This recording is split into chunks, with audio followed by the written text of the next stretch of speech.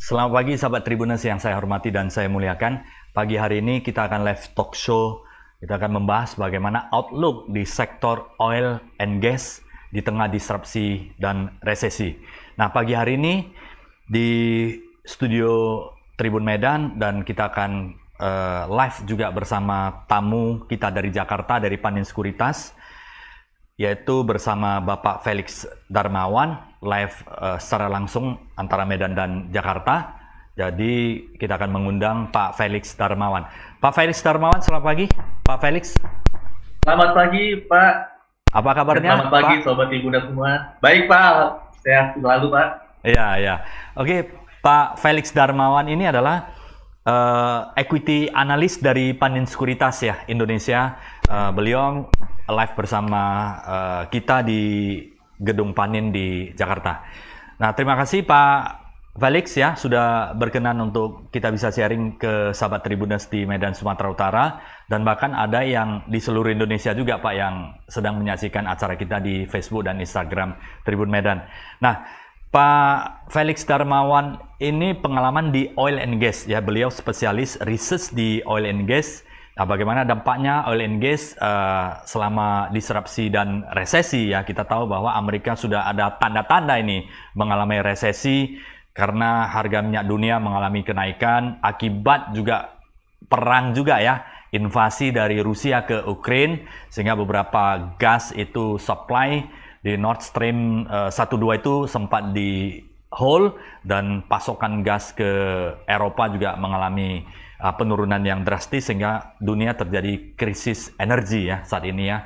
Dan kita akan mendapatkan informasi apa yang sebenarnya terjadi oil and gas ini di dunia, juga apa yang terjadi juga di Indonesia, dampaknya bagi kita semua ini seperti apa. Nah, mari kita saksikan, mari kita dengarkan bersama paparan dari Pak Felix Darmawan. Pak Felix Darmawan, silakan yang ingin disampaikan kepada sahabat Tribuners. Sebelumnya nanti kita akan Q&A lagi, lebih tajam lagi mengenai apalagi yang harus kita persiapkan dan emiten-emiten apa yang akan kita investasi supaya kita akan mendapatkan hasil yang optimal walaupun di tengah resesi dan disrupsi yang terjadi di oil and gas khususnya dunia internasional dan di Indonesia. Silakan Pak Felix Darmawan, waktu untuk Bapak ya. Ya, selamat pagi Sobat Tribuners semua. Jadi di pagi hari ini kita sudah akan membahas ya bagaimana outlook dari sektor oil and gas di tahun 2022 ini.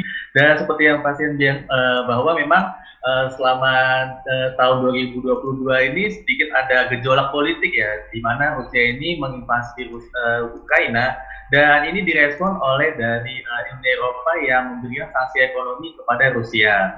Dan ini juga terlihat ya dari adanya tingkat produksi dari Rusia yang mana ini cukup besar sekali di dunia ini, di mana sekitar 10 juta barel per hari, dan menempatkan Rusia ini sebagai produsen terbesar kedua di dunia di tahun 2021.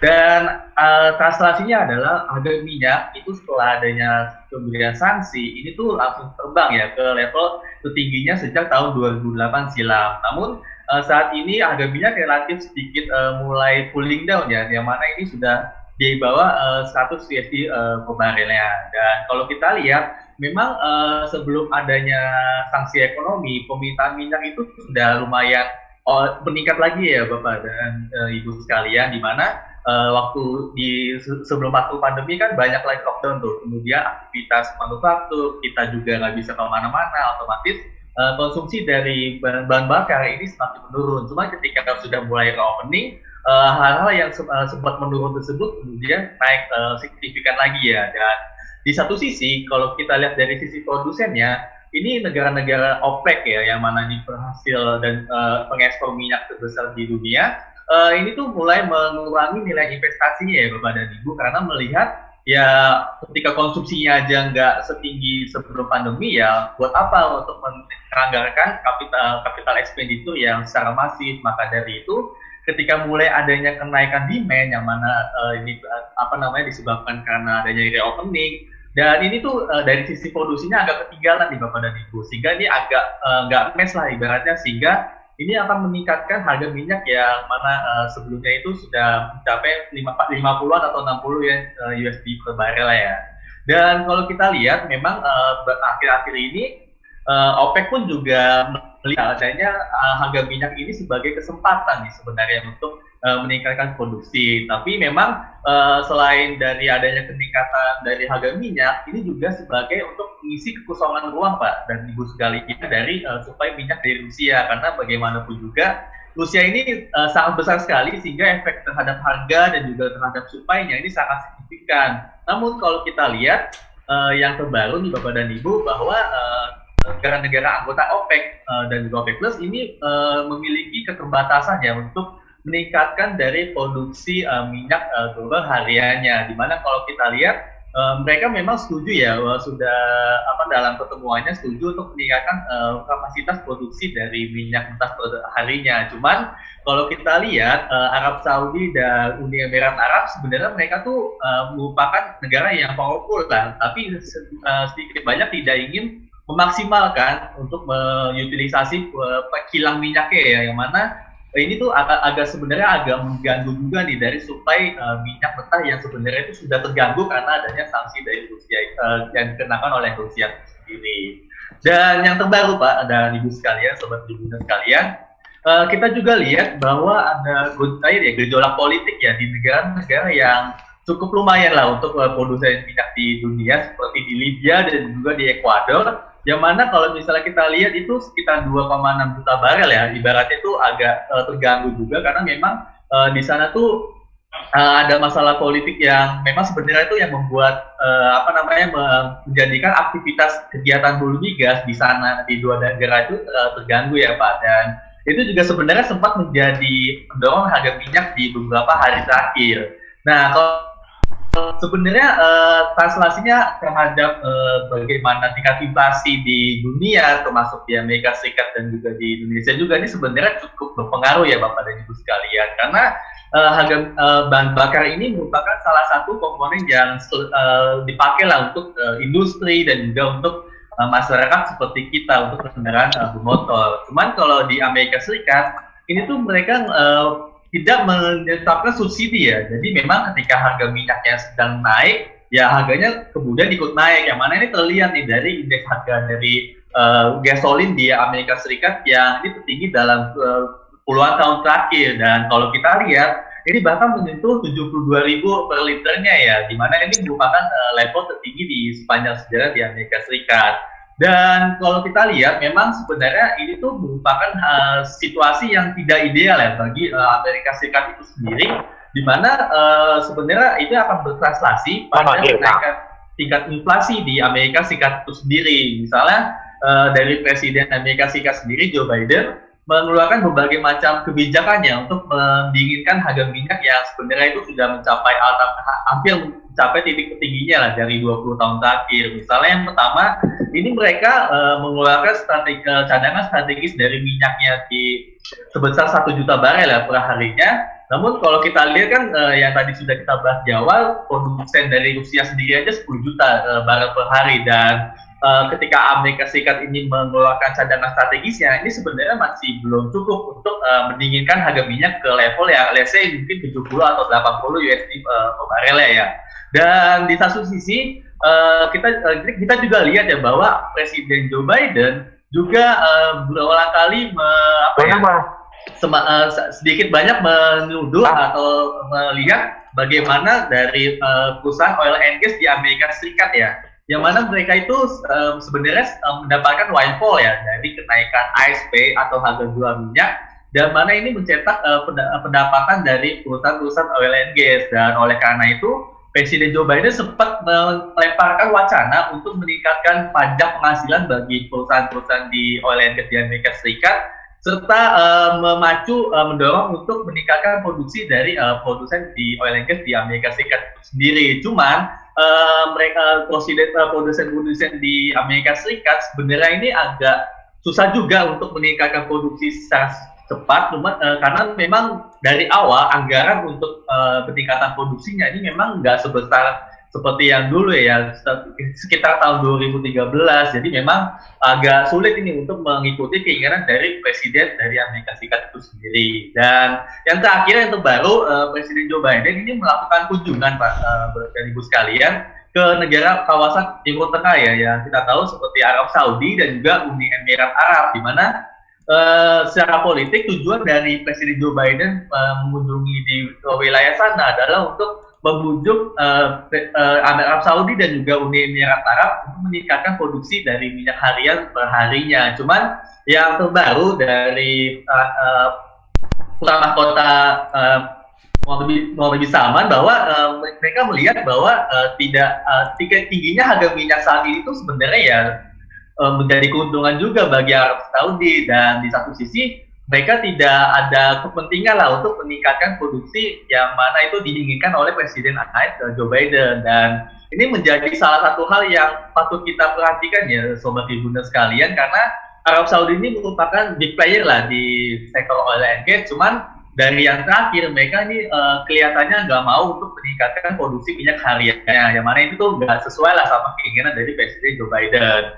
Dan kalau kita lihat memang sebenarnya Presiden Joe Biden pun sedikit banyak agak bingung juga ya, dimana kalau kita lihat sampai dia itu menulis tweet ya di akun @POTUS untuk kepada yang ditujukan kepada perusahaan-perusahaan oil and gas di Amerika Serikat, yang mana mereka tuh harus menurunkan lah harga jual gasolin di Amerika Serikat, yang mana itu sudah mencapai tingkat tertingginya. Ya otomatis ini menjadi salah satu tanda bahwa sebenarnya itu di Amerika Serikat kondisinya itu sangat-sangat tidak ideal ya, yang mana ya ini tuh bukan situasi yang diharapkan, dan kemudian pengennya sih mereka menurunkan harga minyak dari level di atas 100 US dollar per barelnya. Dan kita lihat ya baru hari kemarin bahwa rilis data dari Amerika Serikat bahwa tingkat inflasi yang terjadi di bulan Mei ini tuh menjadi tingkat yang mencapai level tertinggi ya di sepanjang sejarahnya ya, kurang lebih 40 tahun terakhir di level 9%, dan itu akan menjadikan dorongan bagi Bank Sentral Amerika Serikat, The Fed, untuk meningkatkan tingkat suku bunga yang lebih agresif lagi ya dibandingkan sebelumnya. Karena memang tujuan dari The Fed itu sendiri adalah untuk mengendalikan tingkat inflasi ya, yang mana adanya peningkatan inflasi tersebut ini akan berdasarkan dari pertumbuhan ekonomi khususnya di Amerika Serikat ya, yang mana ini bisa merembet ke pasar global. Cuman ya memang tujuan dari The Fed adalah untuk saat ini adalah untuk mengendalikan tingkat inflasi. Dan kalau kita lihat di sektor di Eropa ya, yang mana ini relate banget sama sektor gas atau LNG-nya, ini juga ceritanya sama ya. Sebenarnya ketika memang Rusia ini dikenakan sanksi kepada dari Uni Eropa dan juga Amerika Serikat, ini tuh membuat suplai gas yang ada dari Rusia ke Jerman terutama ya melalui pipa Nord Stream 1 ini tuh semakin lama semakin menurun, yang mana ini tuh akan meningkatkan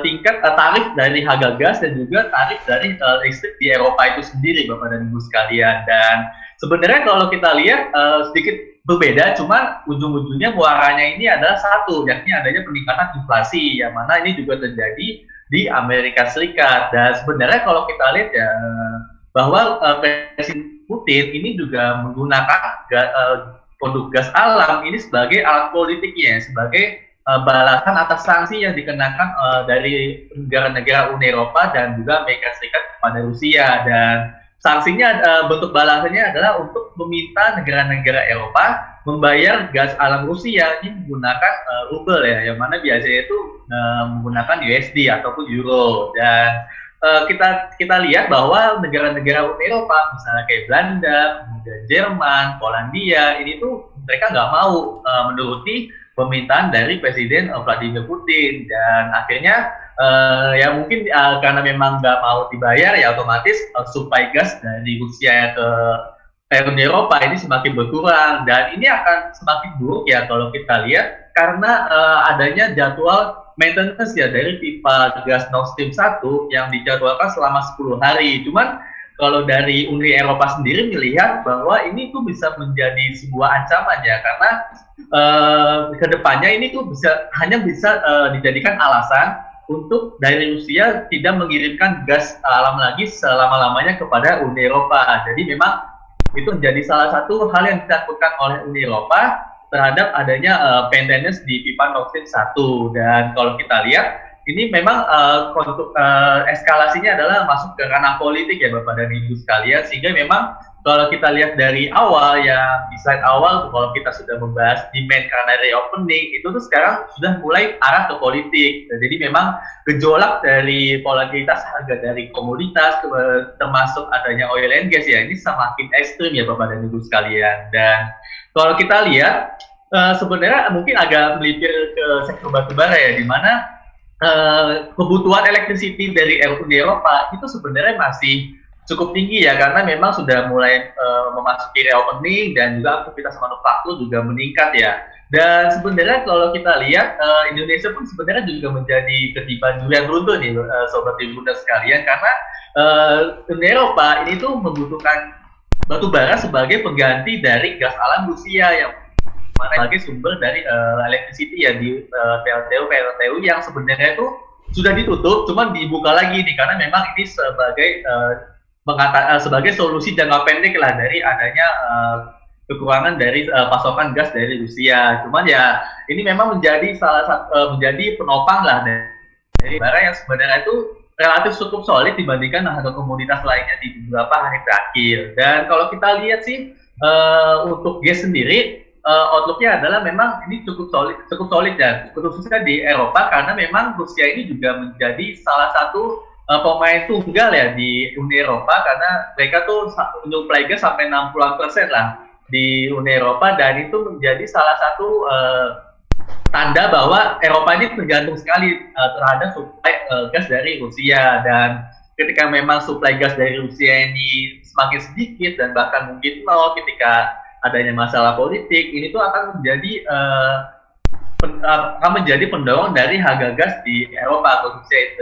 Dan juga sebenarnya kalau kita lihat ini juga translasinya ada efek ke harga batu bara ya Bapak dan Ibu sekalian, karena adanya shifting demand dari gas alam Rusia menjadi ke batu bara yang untuk kebutuhan PLTU. Dan kalau kita lihat di sektor domestik bahwa sebenarnya sih kita lihatnya sedikit banyak pasti ada pengaruhnya ya, kalau misalnya kenaikan harga dari minyak mentah di dunia itu akan berpengaruh terhadap Indonesian crude price, yang mana itu menjadi benchmark harga minyak di APBN di sepanjang tahun. Dan kalau kita lihat asumsi ICP di APBN tahun ini itu tuh hanya mencapai 95 sampai 100 USD per barel ya Bapak dan Ibu sekalian. Dan kalau kita lihat memang sekarang sih sudah turun ya di level 98 USD per barel ya. Cuman sebelum-sebelumnya di beberapa hari kemarin itu tuh sempat nyampe 120 USD. Jadi memang beberapa harga bensin misalnya seperti Shell, BP ataupun Total, bahkan Vivo ini juga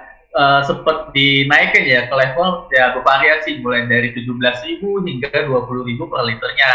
Nah, ini juga sebenarnya diikuti sama Pertamina itu sendiri, di mana mereka menaikkan harga BBM non subsidi ya untuk jenis Pertamax Turbo, kemudian Pertamina Dex dan juga Dex Lite ke level bervariasi dari 15.000 hingga 16.000-an per liternya. Cuman kalau kita lihat dari harga Pertamax dan juga Pertalite dan juga solar subsidi, ini tuh masih dipertahankan karena memang ini ketika memang disesuaikan ke harga pasar, ini akan translasinya adalah ke tingkat inflasi dari Indonesia ya, yang mana kalau kita lihat di negara-negara lain ini sudah mulai kelihatan nih dari tingkat inflasi yang sudah mencapai 9%, kemudian 8% di Eropa, dan di Indonesia sebenarnya kalau kita lihat ini untuk menjaga ya, di mana ya kemarin kan masih sekitar 4%, dan dengan adanya penambahan subsidi ya dari pemerintah sendiri, kalau kita rasa sih tingkat inflasi masih akan lebih stabil ya dibandingkan dari Eropa. Cuman ada satu isu lagi nih Bapak dan Ibu sekalian, bahwa subsidi kan sebenarnya ada kuota ya per tahunnya. Misalnya dari Pertalite sendiri sekitar 23 juta lah per tahunnya, dan ketika memang ada peningkatan dari konsumsi Pertalite dan juga solar karena memang kita semakin aktivitasnya di luar, maka ini kemudian akan membuat kuota subsidi yang sudah ditentukan di awal tahun itu akan jebol ya Bapak dan Ibu sekalian. Dan ini sempat dibahas juga oleh Pertamina dan juga Badan Anggaran DPR RI bahwa kuota subsidi dari Pertalite dan juga solar ini tuh hanya cukup di awal di kuartal 4 tahun ini ya Bapak dan Ibu sekalian, di bulan Oktober dan November tahun ini, di mana kalau misalnya ini tuh nggak disetujui, maka ya otomatis supply ataupun ketersediaan dari kedua jenis BBM tersebut di SPBU ini relatif kosong Pak. Jadi memang sebenarnya ini tuh sebenarnya sama di soal politik juga. Cuman kalau kita lihat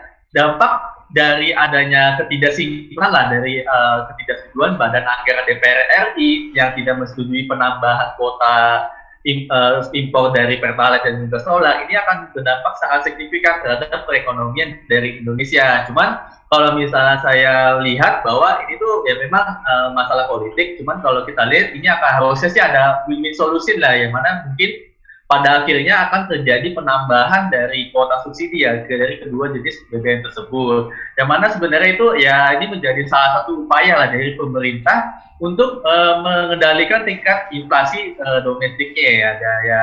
Dan selain itu juga kalau kita lihat ya dari sisi produsen kegiatan hulu migas di domestik, sebenarnya ini menjadi salah satu hal yang cukup positif juga ya bagi produsen-produsen oil and gas di Indonesia, karena kalau kita lihat secara agregat total produksi domestik itu hanya dipenuhi 60% ya dari total konsumsi bensin di Indonesia selama sepanjang tahun berjalan, di mana sisanya 40% itu diimpor. Jadi memang sedikit banyak ini tuh masih terpengaruh ya harga bensin di domestik terhadap harga minyak mentah di global. Dan selain itu juga kalau kita lihat harga rupiah pun juga mengalami terdepresiasi ya, yang mana akhir-akhir ini sudah mencapai level 15.000 per USD-nya. Ini juga menjadi salah satu indikator ya kenapa harga bensin di domestik ini tuh mestinya itu naik. Dan di satu sisi ketika memang harga dari Pertalite dan juga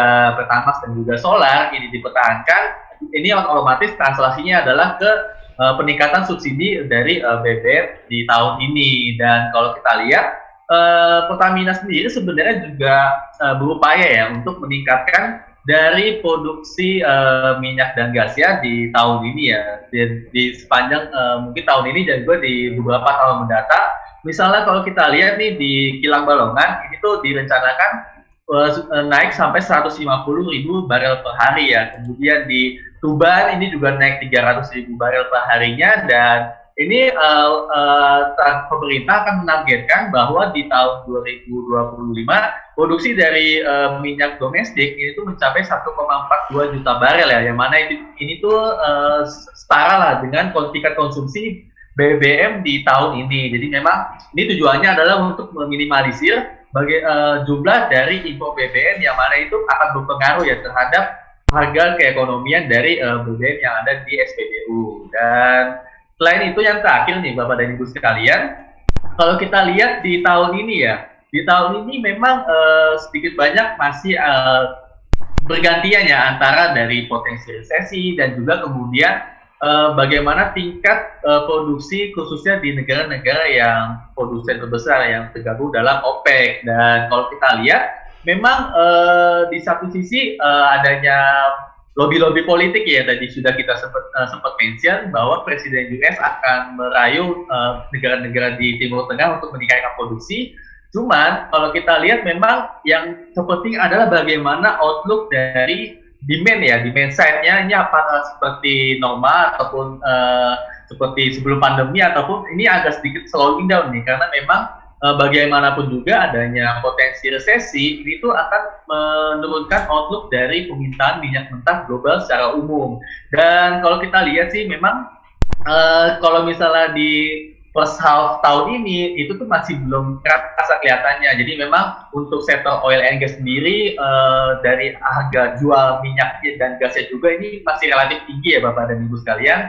Dan di second half nanti sedikit banyak ini agak slowing down ya dibandingkan katakanlah setelah adanya pemberian sanksi dari Uni Eropa kepada Rusia. Dan ini kalau kita lihat ada juga demand negatif dari China, yang mana China itu sedikit banyak agak cukup dinamis ya terkait kebijakan dari zero COVID policy, di mana di saat negara-negara lain atau misalnya di Eropa, di AS, bahkan di Indonesia aja sudah mulai longgar pembatasan sosial ya, tapi di China itu silih berganti lah, bergantian kadang di lockdown, kadang dibuka, dan itu tuh akan mengganggu bagaimana prospek dari perekonomian China secara umum, yang mana China itu juga menjadi salah satu top 5 lah untuk konsumer minyak dan gas terbesar di dunia. Jadi memang kalau misalnya di Amerika Serikat itu potensinya adalah potensi dari resesi yang disebabkan adanya kenaikan tingkat suku bunga oleh The Fed untuk mengendalikan inflasi. Dan kalau di Eropa ceritanya juga sama seperti di Amerika Serikat, karena harga gas di sana itu juga meningkat signifikan, dan juga harga batu baranya juga agak sedikit delay juga karena ini butuh waktu juga untuk shiftingnya. Dan kalau di Asia ini kita lihat ya otomatis dari China dan juga di Jepang itu sendiri ya, yang mana outlook ekonominya itu sedikit banyak agak terpengaruh juga karena memang di mereka juga melakukan lockdown, dan juga banyak walaupun stimulusnya banyak, cuman kami rasa sih adanya stimulus yang digelontorkan untuk sektor konstruksi masih kurang inline lah dengan kebijakan zero COVID policy yang ada di China. Sehingga kalau kita lihat di second half nanti outlook harga oil and gas di global ini agak sedikit banyak akan slowing down lah. Dan ini juga sebenarnya sih sebagai pisau bermata dua ya sobat sekalian, karena ketika harga energinya ini tinggi, otomatis kebutuhan CO2 lah, let's say untuk perusahaan-perusahaan manufaktur ini tuh akan semakin tinggi ya, karena memang harga bensinnya, harga bahan bakarnya naik. Kemudian ini agak dilema juga nih, apakah harga jualan ini dinaikkan atau harga jualan ini ya ditahan aja, karena ya demand dari konsumer itu sendiri mungkin agak sensitif nih untuk menerima kenaikan harga karena adanya kenaikan dari BBM itu sendiri. Cuman kalau kita lihat adanya slowing down dari harga energi ke depannya, ini tuh sebenarnya juga menjadi salah satu stimulus lah bagi aktivitas manufaktur di global, walaupun sedikit banyak ada potensi resesi ya. Cuman kalau kita lihat adanya terjangkaunya harga dari bahan bakar ini tuh menjadi salah satu hal yang menjaga margin dari mereka itu sendiri ya. Jadi at the end dalam jangka menengah aktivitas manufaktur, aktivitas industri ini tuh bisa mendekati normal sebelum pandemi COVID-19. Dan sebenarnya ya memang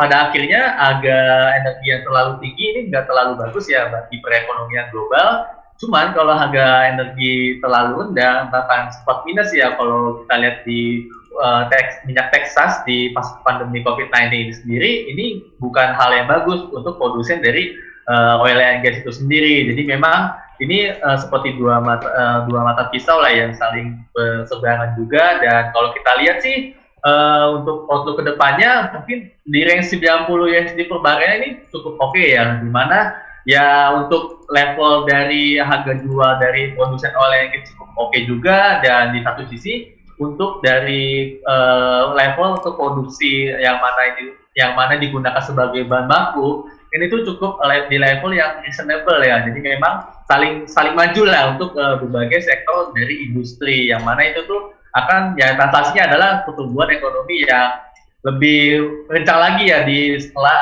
tahun 2023 mendatang. Dan mungkin dari situ juga menjadi salah satu hal ya untuk pertimbangan bagaimana outlook dari sektor oil and gas khususnya di emiten-emiten di Indonesia itu sendiri ya Bapak dan Ibu. Dan kalau kita lihat memang dari pilihan-pilihan saham yang kami jagokan sebagai topik di sektor oil and gas, kita punya Medco ya untuk topik dari sektor ini dengan target price di Rp800 ya. Dan mungkin kurang lebih itu aja paparan dari sektor oil and gas dari saya. Mungkin Pak bisa langsung ke saya jawab Pak. Terima kasih Pak, Sobat Ibu sekalian.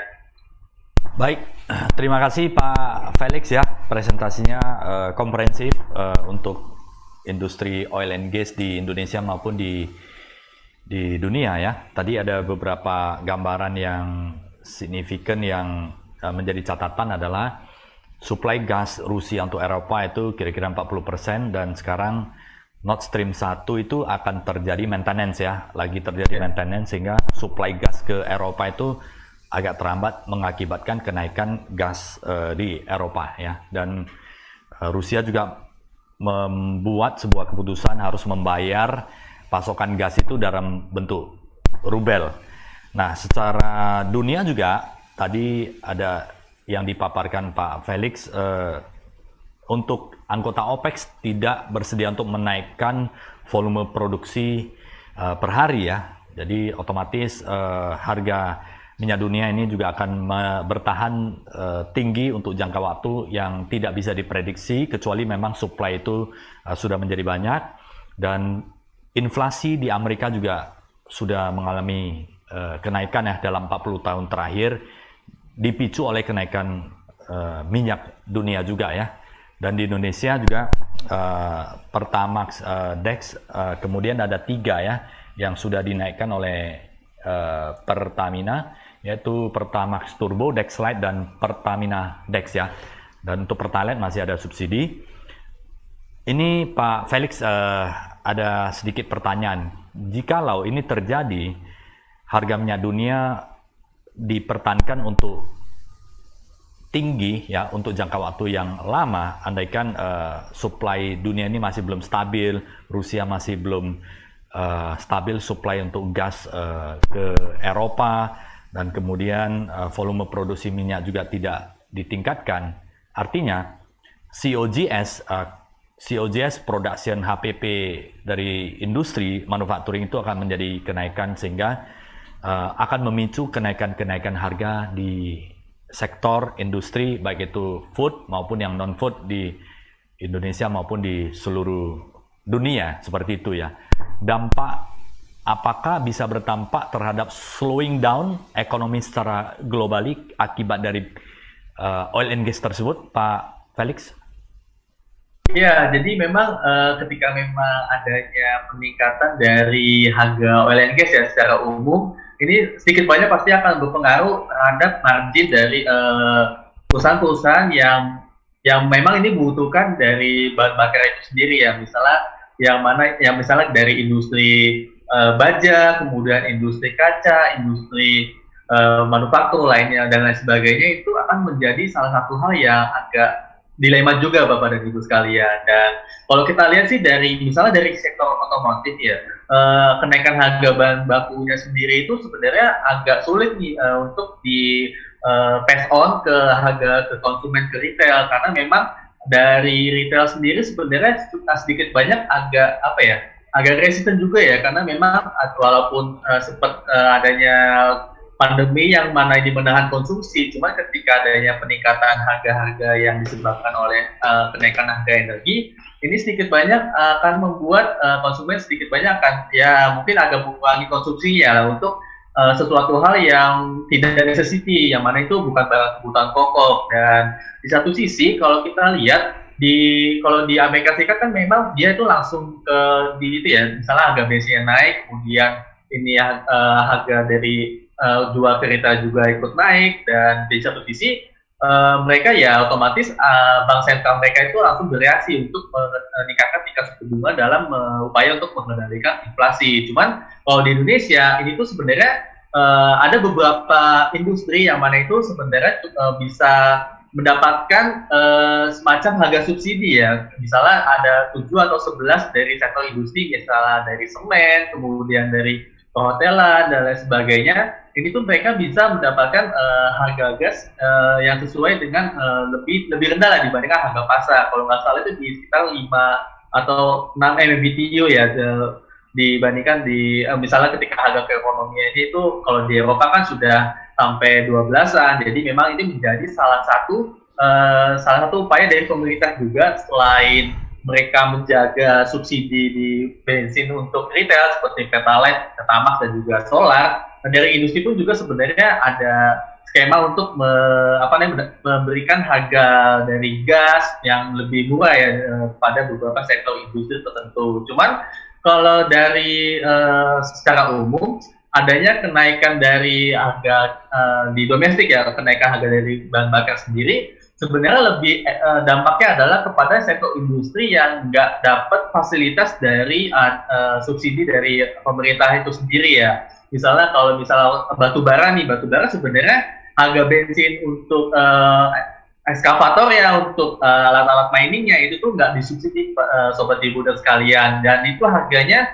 kalau nggak salah di rentang 20-an ribu lah liter, 20 ribu rupiah per liternya, di mana itu cukup jauh lah dibandingkan soal yang subsidi ya di level 5 ribuan. Dan kalau kita lihat memang harga fuel cost-nya untuk di perusahaan-perusahaan batu bara itu tuh cukup meningkat tajam, tapi kalau mereka kan harga batu baranya juga lagi tinggi juga ya, jadi memang kenaikan dari harga fuel itu tuh tidak terlalu berdampak lah terhadap dari margin yang mereka bukukan di kuartal kemarin. Dan yang penting adalah bagaimana kemampuan untuk pass on ya dari harga jual karena adanya kenaikan dari harga bahan baku. Cuman ya kalau kita lihat secara umum ini masih belum kelihatan Pak, karena memang laporan keuangan untuk di kuartal 2 tahun ini masih belum rilis ya. Jadi memang dari situ bisa menjadi salah satu clue lah untuk apakah margin dari industri-industri secara umum itu lumayan tergerus ataupun masih dipertahankan di level sebelumnya. Cuman ya kalau kita lihat di kalau misalnya kita lihat dari perkembangan perekonomian global dan domestik ini tuh memang sudah didesain oleh bank sentral di Eropa, di kemudian di Amerika Serikat itu untuk sedikit slowing down. Jadi memang sedikit banyak potensi resesi itu akan sangat besar. Dan kalau kita lihat memang ya yang terpenting adalah bagaimana tingkat inflasi ini dapat terkendali terlebih dahulu, baru nanti ketika tingkat inflasi sudah terkendali dan juga ini tercermin ya dari tingkat pertumbuhan ekonomi yang mulai melambat, itu kemudian bisa jadi bank sentral yang kemudian melakukan kebijakan moneter ketat ini tuh sedikit banyak akan melonggarkan kembali, karena ya ingin menstimulus lah dari perekonomian di kedua kawasan tersebut. Cuman kalau di China ini sedikit banyak bank sentralnya sangat agresif ya untuk melonggarkan dari kebijakan moneternya. Cuman constraint-nya adalah dari pembatasan mobilitas dari di kota-kota besar, misalnya di Shanghai, di Beijing.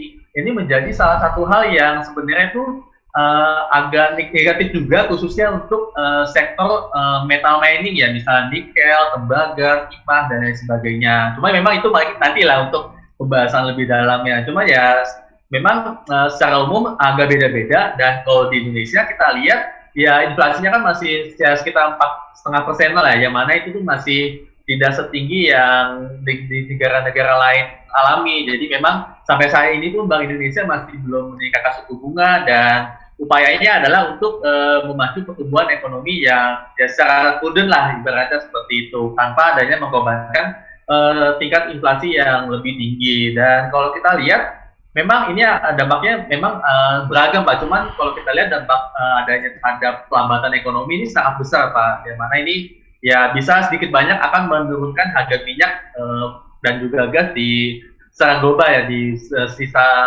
semester mendatang. Mungkin kurang lebih seperti itu Pak untuk dampak kenaikan oil and gas ini kita akan lihat di laporan keuangan semester pertama ya Pak ya. Betul Pak, betul. Di berbagai sektoral emiten di Bursa Efek Indonesia, dari laporan ini sudah bisa diketahui apakah sudah mulai tergerus HPP COGS-nya untuk berbagai faktor produksi, berbagai sektor produksi. Dari laporan keuangan nanti mudah-mudahan dampaknya tidak begitu besar sehingga kita bisa melewati krisis energi ini dengan baik. Nah, Pak Felix, di Indonesia kita ada sedikit mungkin diuntungkan ya, karena ada batu bara yang melimpah dan sawit yang melimpah. Ini bagaimana? Apakah bisa diperbantukan untuk mengurangi ketergantungan terhadap oil and gas yang berbasis fosil, Pak Felix? Iya, memang kalau sebenarnya ya harga minyak yang tinggi, harga minyak yang rendah ini sedikit banyak menjadi anchor ya dari pergerakan komoditas secara umum yang mana kita tuh sebagai produsen yang besar ya, misalnya CPO dan juga dari batu bara itu sendiri. Cuman masing-masing sebenarnya punya sentimen yang berbeda, Pak. Misalnya kalau misalnya kita bicara batu bara, ini tuh batu bara itu cukup anomali ya, dimana misalnya harga minyak turun, harga metal base turun, harga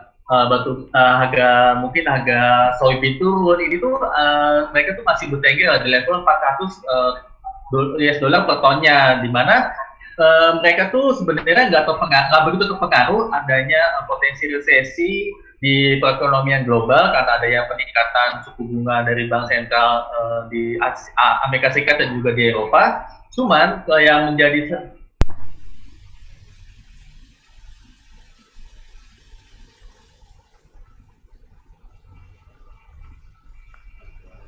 Pak Felix, mohon maaf, ini suaranya agak terganggu sedikit, Pak Felix.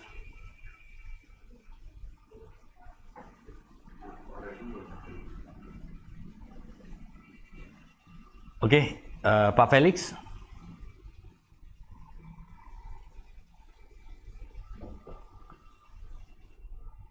Oke, jadi memang untuk batu bara sendiri, Eropa nih yang menjadi big player ya Pak ya, untuk mendorong dari harga batu bara yang mana itu masih bertengger di level 400 USD per tonnya. Dan kalau kita lihat, Eropa ini sebenarnya pembeli yang nggak peduli harga nih Pak. Jadi memang harganya mau tinggi, ya dibeli aja sama Uni Eropa, karena ini kebutuhannya adalah untuk menyediakan listrik ya di PLTU-nya, yang mana itu menjadi salah satu basic necessity lah yang harus dipenuhi dari pemerintah Eropa terhadap masyarakatnya. Dan jangan lupa juga bahwa saat ini tuh mulai masuk sudah mulai masuk untuk memasuki masa-masa peningkatan cadangan ya, terkait peningkatan konsumsi listrik yang terjadi di akhir tahun mendatang ya, di musim dingin di akhir tahun ini. Dan oleh karena itu pada saat ini Eropa secara masif nih untuk memborong batu bara dari Amerika Serikat, dari Kolombia, dari Indonesia juga, untuk meningkatkan stok cadangan batu bara yang akan dipergunakan nanti di akhir tahun. Dan kalau misalnya kita lihat dari CPO ini sedikit banyak akan berpengaruh terhadap sentimen dari China dan juga India, Pak. Karena dua negara tersebut ini dua negara yang sangat-sangat dominan terhadap konsumsi dari minyak nabati di global. Dan kalau kita lihat secara umumnya memang harga CPO, harga soybean, harga minyak ini tuh saling menggantikan, Pak. Misalnya seperti harga minyak turun ya otomatis banyak konsumen-konsumen yang sebagai bahan bakunya itu mengalihkan kepada harga minyak yang tadinya konsumsi CPO bisa jadi konsumsi minyak mentah. Dan di satu sisi juga ada harga soybean nih Pak, dari Amerika Selatan itu tuh menjadi salah satu pesaing lah dari CPO itu sendiri. Misalnya ketika harga CPO ini terlalu mahal, mereka bisa switch ke harga soybean yang lebih murah, dan begitu pula sebaliknya. Cuman kalau kita lihat harga dari CPO yang turun sendiri itu sebenarnya disebabkan oleh adanya lockdown ya dari China sendiri, karena memang konsumsi dari CPO sendiri itu kan banyak di restoran-restoran ya, dan juga ketika memang lockdown di China ini tuh kemudian menurunkan permintaan dari sektor dari restoran F&B itu sendiri, Pak. Jadi memang ya kurang lebih adanya lockdown itu menjadi pemberat lah dari permintaan dari CPO itu sendiri. Dan juga di satu sisi adanya dari kebijakan dari pemerintah Indonesia ya untuk flush out cadangan CPO di tangki-tangki di pabrik kelapa sawit. Ini tuh juga membanjiri suplai dari CPO, yang mana permintaannya sudah sedikit melemah karena China sedikit banyak melakukan lockdown ekonominya. Di satu sisi ditambahnya penambahan suplai dari minyak nabati dari kita Indonesia. Jadi memang itu menjadi dua faktor yang sama-sama membuat harga CPO ini agak jatuh, Pak. Mungkin kurang lebih seperti itu. Nah, dampaknya terhadap biodiesel, biofuel bagaimana Pak ya? Kan CPO ini kan sekarang ada potensi untuk bisa di-convert atau dijadikan biofuel, sehingga akan mengurangi ketergantungan terhadap bahan bakar fuel fosil, dan ini Indonesia kan melimpah, Pak.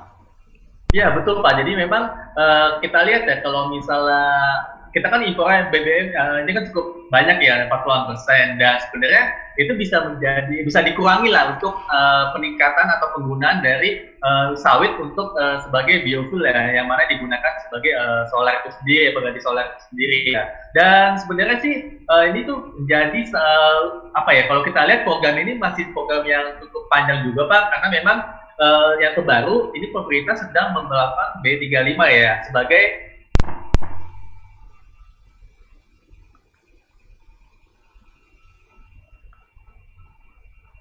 Pak Felix. Baik Bapak Ibu, ada keterbatasan atau gangguan jaringan sebentar. Kita sambil menunggu ya Pak Felix untuk dapat kembali bersama kita. Maaf Pak, tadi ada masalah koneksi. Ya. Bisa saya ulang ya Pak ya? Ya, Ya, silakan jadi Pak, memang dilanjutkan. permasalahan yang dialami, memang tingginya tingkat impor dari minyak mentah di Indonesia ini tuh menjadi salah satu hal yang cukup negatif ya bagi perkembangan dari harga minyak di domestik ya, dan walaupun disubsidinya kan banyak membebani dari postur dari APBN di tahun 2022 ini. Cuman kalau kita lihat sebenarnya pemerintah sendiri juga melakukan upaya ya untuk meningkatkan porsi penggunaan dari kelapa sawit sebagai biodiesel ya, yang mana pada tadi pagi hari ini sudah muncul berita Pak untuk meningkatkan porsi dari B30 ke B35 ya, dan sebenarnya ini menjadi salah satu hal yang positif juga untuk sektor sawit juga, karena memang potensi dari konsumsi solar itu sendiri cukup solid ya, karena memang sudah dilonggarkan juga aktivitas mobilitas yang sempat di lockdown juga, dan itu juga menjadi salah satu hal yang meningkatkan demand dari domestik itu sendiri Pak. Dan kalau kita lihat sih sebenarnya ini cukup apa ya, kalau misalnya dibilang masih cukup jauh juga Pak untuk meningkatkan dari harga CPO yang sempat menurun ya dalam beberapa hari terakhir. Cuman yang terpenting adalah bagaimana dari sektor domestik ini bisa meningkatkan dari permintaan dari minyak kelapa sawit ya, yang mana sebelumnya ini kan cuma B30 dan saat ini sudah mulai masuk ke B35, dan sedikit banyak ini kita akan lihat di, cuman kalau misalnya menurut saya sedikit banyak ini masih belum terlalu signifikan ya dampaknya, karena kalau kita lihat yang paling terpenting adalah bagaimana kondisi di China dan juga di India Pak. Kalau misalnya di India mereka tuh sebenarnya cukup apa ya, cukup pragmatis, oportunis ketika misalnya mereka mendapatkan harga minyak mentah yang murah dari Rusia. Ini itu juga sedikit banyak ya sebagai substitusi lah dari impor CPO khususnya ke Indonesia, dan dari situ juga apa ya, kalau bisa kita lihat adanya harga soybean juga Pak yang lebih murah juga, kemudian dari Malaysia yang kemudian sedikit banyak mengambil market share ya dari pasar-pasar ekspor Indonesia, karena kita kan sempat melarang ya ekspor CPO dan juga turunannya beberapa bulan yang lalu. Ini tuh menjadi salah satu hal yang cukup challenging ya bagi sektor kelapa sawit, dan ya mungkin kurang lebih seperti itu Pak gambaran saya terkait efek dari B35 ya, dari biofuel terhadap sektor minyak di domestik. Baik Pak Felix, nah ini untuk emiten Pak, langsung kita fokus. Emiten untuk oil and gas, yang bagus tadi Bapak ada singgung sedikit mengenai Medco Energy International. Selain Medco, ada emiten yang mungkin favorit dari Pak Felix? Untuk oil and gas, Pegas bagaimana Pak? Ya. Pegas dan yang lainnya. Ya. Kalau Pegas ini juga menjadi apa ya? Kalau kita lihat ini Pegas juga cukup oke ya Pak ya, karena Pegas ini kan mereka dapat dari wilayah kejarokan ya. Kalau kita lihat wilayah kejarokan ini sangat signifikan Pak untuk kinerja operasional yang sudah tercermin di kuartal 1 kemarin.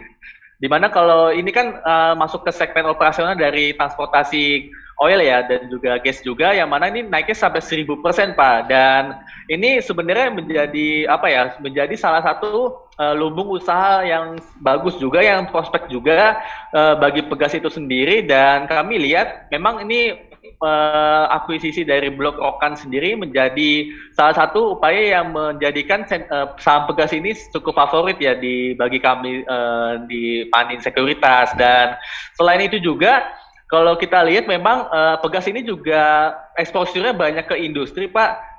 Ya, dan di satu sisi juga industri juga mulai bangkit juga.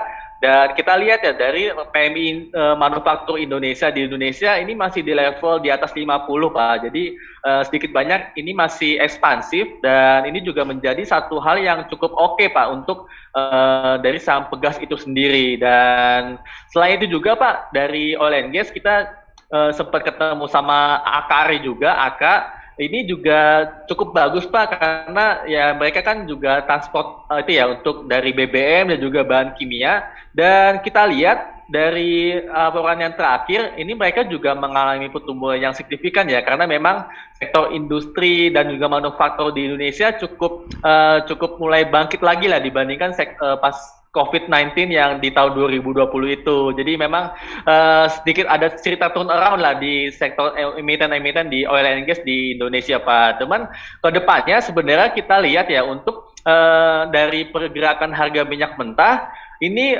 cukup banyak akan berpengaruh ke Medco, Pak. Karena Medco sendiri kan cukup banyak ya untuk ekspornya sekitar 55% di kuartal 1 kemarin. Dan ketika adanya penurunan harga minyak yang mungkin nggak turun sih, mungkin stabil lah di level 90 USD per barelnya, sebenarnya itu juga masih positif, Pak, untuk dari ASP Perseroan itu sendiri. Dimana kalau kita lihat di beberapa kuartal kemarin itu tuh ASP-nya di kisaran 60 sampai 70 USD per barel ya, Pak. Jadi memang masih lebih tinggi lah dibandingkan ASP sebelumnya. Dan kami juga sebenarnya masih positif juga untuk perkembangan dari Medco yang mengakuisisi dari blok Florido ConocoPhillips ya, Pak ya. Dan itu ya menjadi apa ya, kalau dibilang harga minyak turun, Medco-nya jelek tuh nggak juga, Pak. Jadi memang ini masih solid lah, cuman memang sentimen di pasar kan lihat dari harga komoditas per harian ya, Pak ya. Misalnya harga minyak saat ini turun 5% ya, otomatis ya sedikit banyak lah harga saham-saham di oil and gas di bursa ini juga terkena dampak negatifnya. Mungkin kurang lebih seperti itu, Pak. Tapi kalau misalnya fundamentalnya sebenarnya cukup oke, Pak, di level yang saat ini. Baik, Pak Felix. Jadi emiten-emiten pilihan favorit itu ada 3 ya, Pak ya. Medco, kemudian Pegas, kemudian yang ketiga itu AKR ya, Pak ya. Oke.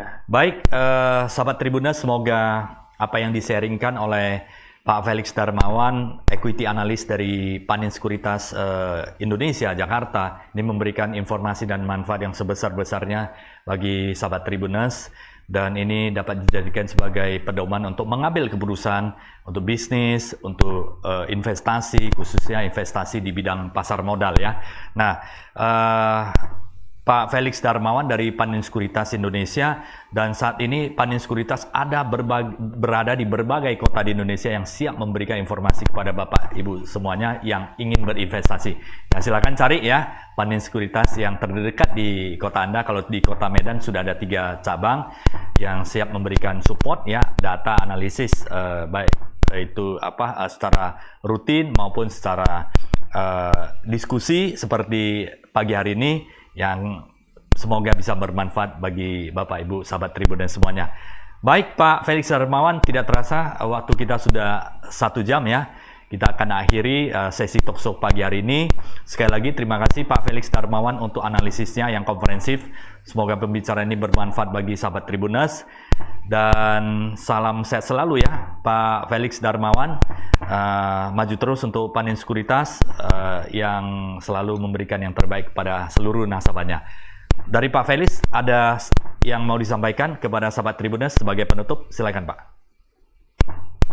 Iya, terima kasih kepada para sobat Tribuners sekalian yang sudah mengikuti ya bagaimana outlook sektor oil and gas di second half tahun ini. Dan sebenarnya kalau dibilang kesan-pesannya adalah bahwa sedikit banyak cukup aware ya bagaimana kondisi dari gejolak politik dan juga gejolak perekonomian global, khususnya di Amerika Serikat, di Eropa, dan juga di China. Lebih di sentimen dari ketiga kawasan tersebut akan sangat pengaruh ya terhadap bagaimana pergerakan harga komoditi khususnya oil and gas ya, yang mana menjadi topik kita siang hari ini, karena hal tersebut kurang lebih akan berpengaruh banyak terhadap pergerakan harga saham yang bersangkutan, yang mana kita sudah mention ya, misalnya seperti Medco, Pegas, Akra, dan lain sebagainya.